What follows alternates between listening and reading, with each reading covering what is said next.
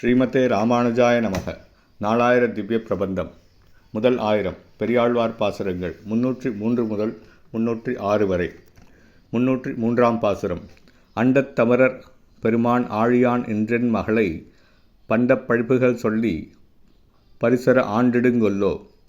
கொண்டு குடிவாழ்க்கை வாழ்ந்து கோவலப்பட்டங் கவித்து பண்டை மணாட்டிமார் முன்னே பாதுகாவல் வைக்குங்கொல்லோ.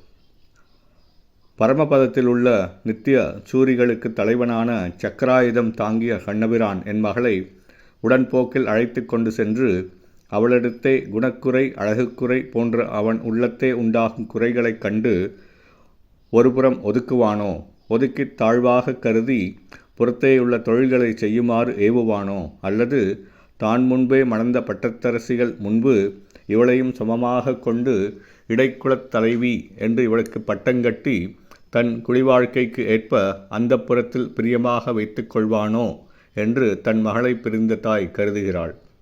304ஆம் பாசுரம். குடியில் பிறந்தவர் செய்யும் குணமொன்றும் செய்திலந்தோ.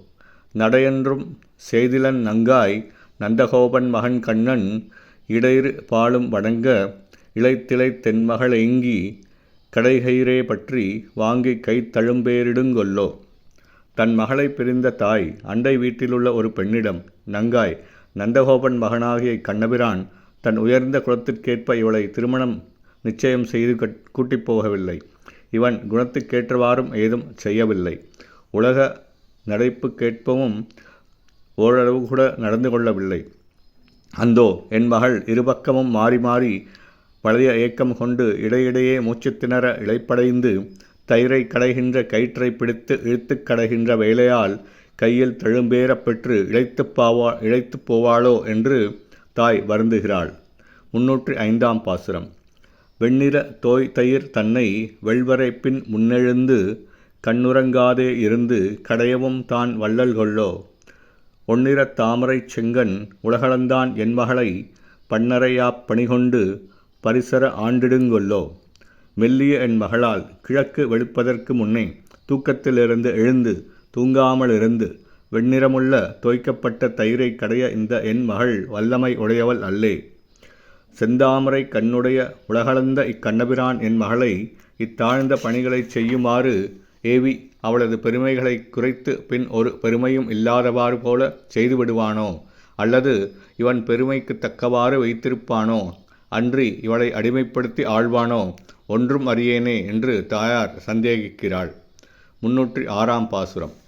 மாயவன் பின்வழி சென்று வழியிடை மாற்றங்கள் கேட்டு ஆயர்கள் சேரிழும்பு கங்குத்தை மாற்றமுமெல்லாம் தாயவள் சொல்லிய சொல்லை தன் புதுவைப்பட்டன் சொன்ன தூய தமிழ்பத்தும் வல்லார் தூமணி வண்ணட்காளாரே.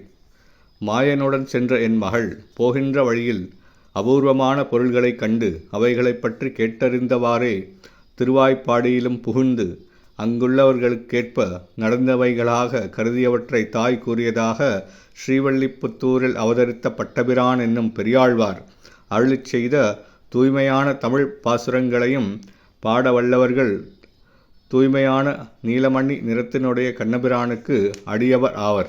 ஸ்ரீமதே ராமானுஜாய நமக.